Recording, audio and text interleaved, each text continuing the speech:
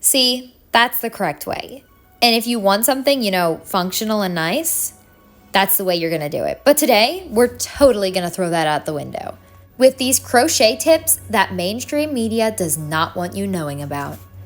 Over the years, companies have tricked crocheters into buying crochet hooks when you really don't need a crochet hook at all. Look at this person calmly crocheting with a pencil.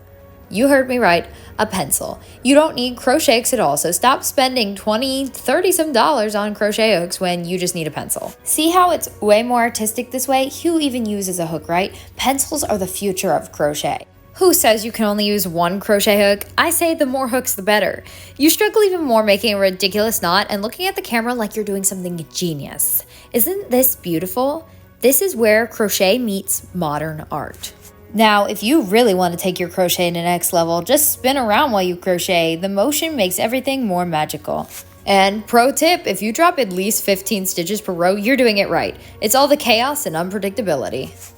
And that, folks, is how you crochet correctly. It's all about throwing the rules out the window and letting your creativity flow.